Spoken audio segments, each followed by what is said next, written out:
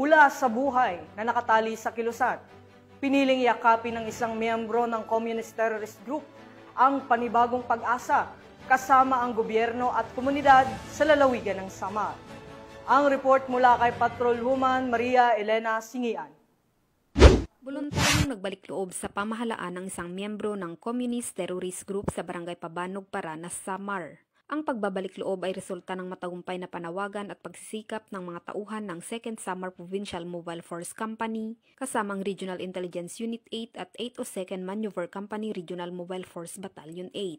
Samantala, nakatanggap naman ang nagbalik loob ng agarang tulong pinansyal at food packs mula sa mga kapulisan.